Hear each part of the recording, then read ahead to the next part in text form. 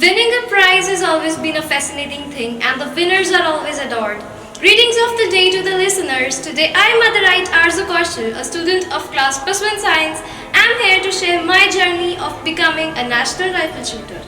It began way back in 2017 when I was just 10 years old, and that was the first day of the 6th grade.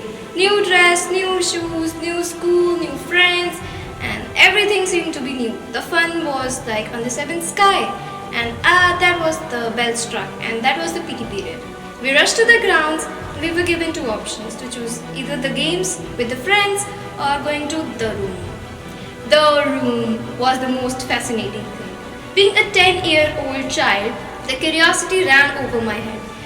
Then I had to choose one. I chose going to the room. The room turned out to be the best decision I ever made. When we went there, the room was locked. The coach opened the room, and as we got a glimpse of the stuff inside, we were filled with joy from the toes to the head. And we saw that there were weapons like rifles and pistols on the desk, and some famous shooters, photographs on the walls whom we hardly knew. Their medals we hardly knew, we hardly bothered about. The certificates, which were merely the sheets of paper for us. Only thing that mattered were the fascinating rifles on the table. We sat down with all of us looking at each other and then at the weapon back again. Our coach started to brief us, and as we went to know more about the game, we were more enthralled with it. I personally thought that this is something I must at least do. I encouraged myself, I even motivated myself to do something. I first of all appreciated myself for making the right decision.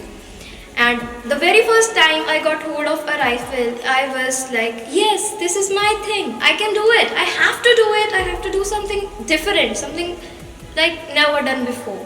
And I started my journey, and we had one PT period a week, and from one PT period we had to wait for the next PT period to see that same the room again.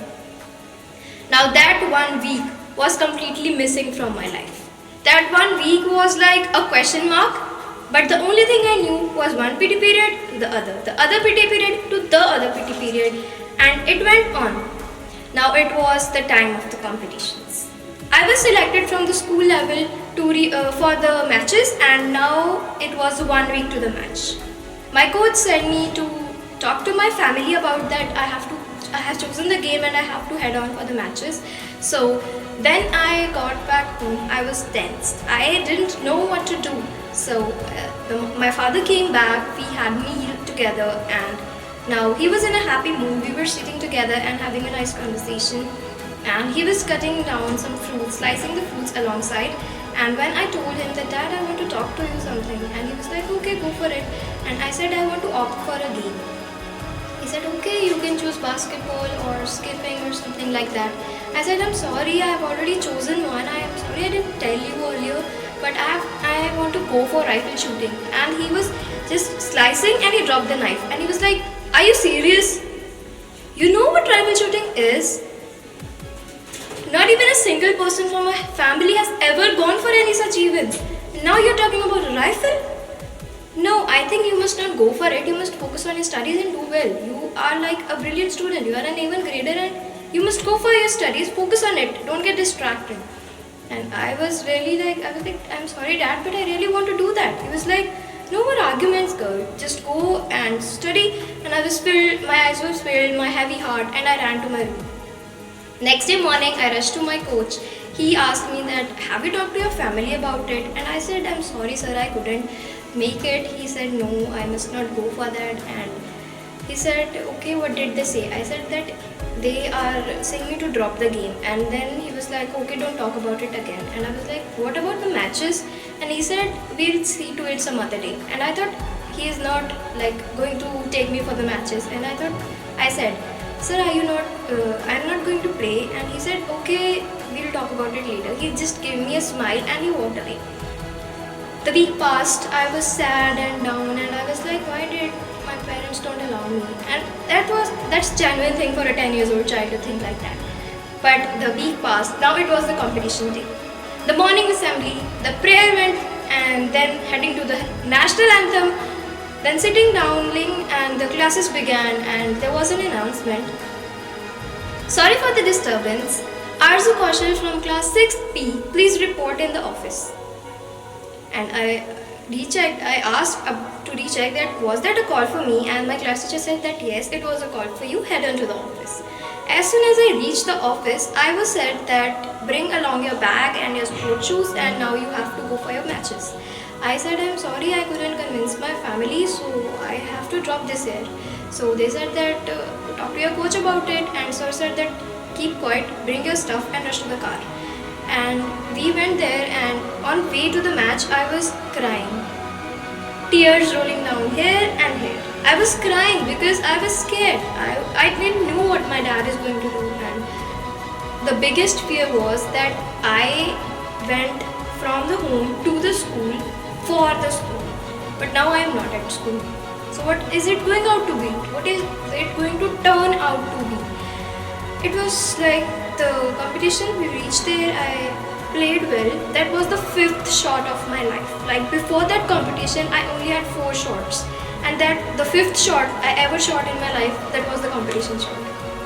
I was nervous, but that was quite well. It went up quite well, and now it was 2. Striking 2 on the clock was the threat alarm. 2:30 is going to be the school. This person, my dad, is going to know that I am not at the school. Now this was the threat. 2:30 is now again going to be the result timing, which was another, you can call, anxiety. That what am I, is it going to turn out to be? Like what if it doesn't turn out to be good? My family is for sure not going to support me ever again. Okay, then so I talked to my coach that I am having some anxiety, and he said just don't think about anything, sleep. I slept. Now it was 2:30. The dispersal time and the award ceremony time. The results started to roll down from the 3rd position.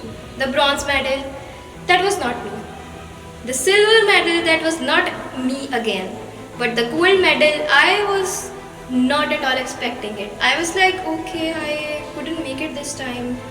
We'll see to it next time. I started to pamper myself that it's okay.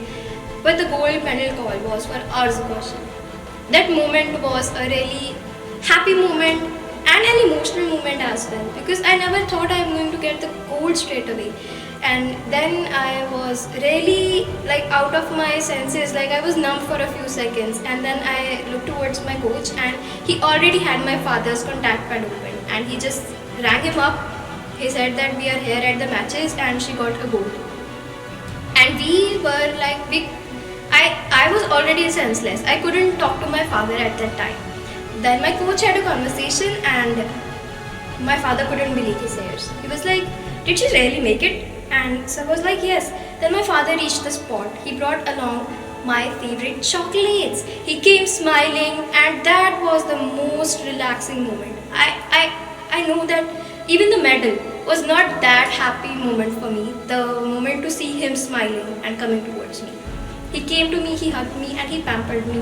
He said, it's okay if you can do it. I don't have any personal objections. If you can keep up the game, you just keep it up. I'm going to do every possible effort I can do. That was the biggest strength. And having your family by your side, supporting you in everything you do, is like another level of motivation. You don't need then any more motivation when you have your family by your side. And that was the day I never ever looked back. That was the day we can mark as the original beginning of the gym. I went for several matches, and my dad accompanied me everywhere, and each match was a new thing, new thing learned in every part. Somewhere I got to know more about the weapon, somewhere I got to know more about the game, some more about the psychology, and everywhere I learned a few things, and those few things even helped me perform better in the next match. My dad, he never ever said me that I'm sorry I can't accompany you. He just got along with me. He never ever said me no. If I said that I need that particular thing for my game, he used to be like, okay, order it from wherever you can get it, I'll pay for it. And sometimes we had to go to Patiala for the stuff, and he always went along with me. I said that dad, I need this stuff, and this is going to cost this. And he said, okay, then arrange for yourself and we pay for that. And he never ever said me no. That is the biggest motivation I even feel today. I even feel so grateful, so privileged to have my father supporting me. Like there are many kids whose family don't support them, but I'm really happy that my parents does. The national medal I recently got was a bronze in the All India Kumar Surendra Singh Shooting Championship, which was a really motivating point for me. I almost got down, but the point when I got to know that I got a medal was the time I thought that no, this is not that bad. I must do even more efforts to get even more, you can say, the benefit of the game. I'll get to know more. Like playing a game is not for just winning. My father taught me these things, that playing a game is just not for winning. It's the experience that you gain. The experience is unbeatable. When you sit in a conversation, three people sitting all together, the person having the experience is the most different one. You shine differently. The experience is what counts, not the medals. The prizes on the shelves will remain on the shelves, but the experience, the achievements, and the growth in your personality will always accompany you everywhere you go.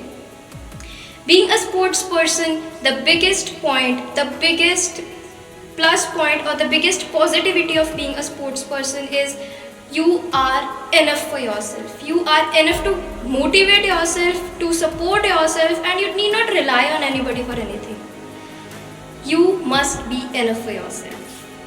The thing my father once said me, that being a sports person doesn't mean having your supplies and shooting.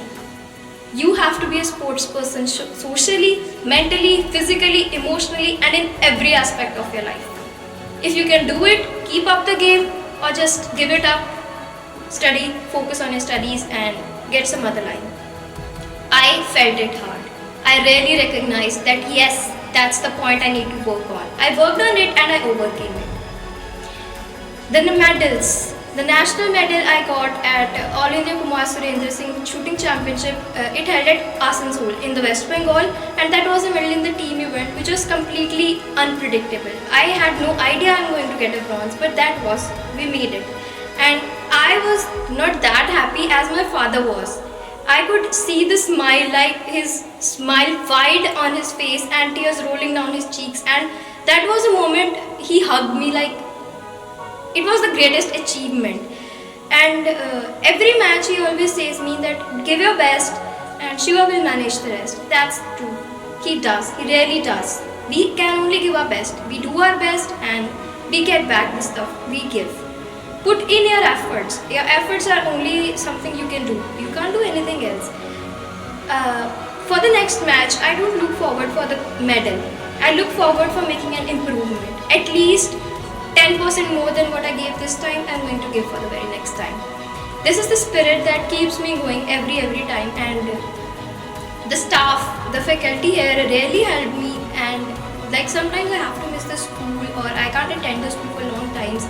They really helped me cover up the lost portions, and they even keep motivating me for my game as well. That they say that okay, you are in your game, you have to focus on that side also. Don't get distracted any times, like anyways. And my friends, my fellow mates, they also help me complete and cover up my portion, and they always keep up saying that you are a sports person. You are lucky to be a sports person.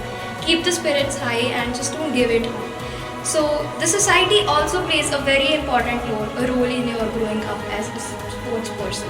Like I have been supported by many people in my life. Like some are secret supporters. I can't name them even. But yeah, the support. I can't say that only 2 or 3 people supported me in my journey. No. There are a number of people in my journey who supported me. Some are like whom I don't even know that they did. But yes, they supported me. I really express my gratitude to them, and I'm very sorry. I apologize if I couldn't express my gratitude out to somebody. The very first credit goes to Mr. Atik, my very first coach, for helping me get into the game, for helping me at least not give up. And my father, who just like, he actually instilled in me what sportsmanship is.